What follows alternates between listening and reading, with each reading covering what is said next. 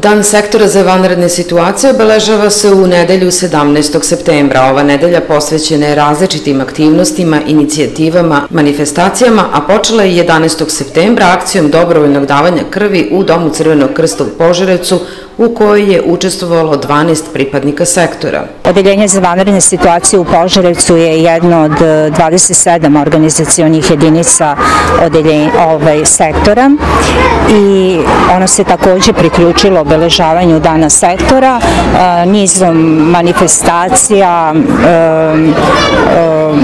inicijativa, akcija, tako što je počeo od 11. septembra 12 pripadnika ovog odeljenja za vanredne situacije se odazvala akciji dobrovoljnog davanja krvi, što smo još jednom pokazali humanost na delu. Područne vatrogasne jedinice u Petrovcu na Mlavi, Velikom Gradištu, Žagubici i Kučevu takođe su dale doprinos danu sektora za vanredne situacije.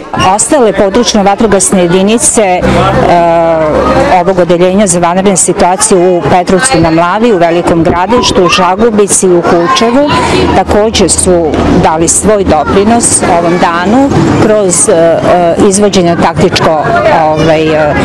tehničkih zborova, kroz izvođenje javno-pokaznih vežbi, kroz edukaciju dece predškolskog uzrasta. Mališani predškolske ustanove Ljubica Vrebalov danas su obišli požarevačke vatrogasce.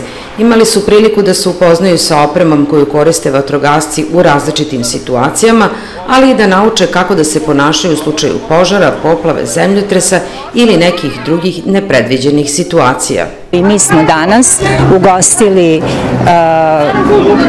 najmlađe naše sugrađane iz predškolske ustanove Ljubica Vrebalov sa jednim ciljem, pre svega da im danas bude ovde lepo i zanimljivo, ali isto tako i da kod te najmlađe populacije razvijemo svest o neophodnosti preventivnog delovanja, o značaju i ulozi sistema zaštite za spasavanje, naročito o snagama kao što su vatrogasne spasilačke jedinice. I naravno nadamo se da od ovih mališana ovde možda u nekom narednom periodu, neke naredne godine, neko od njih bude i pripadnik vatrogasno spasilačke jedinice.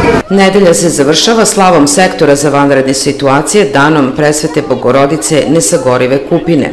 Starozavetna hrišćanska relikvija koja je posvećena Presvetoj Bogorodici i koja je zapravo uzeta kao krsna slava svih vatrogasaca spasilaca na teritoriji Republike Srbije, naročito u akcijama zaštite i spasavanja od požara. Sektor za vanredne situacije formiran je 17. septembra 2009. godine.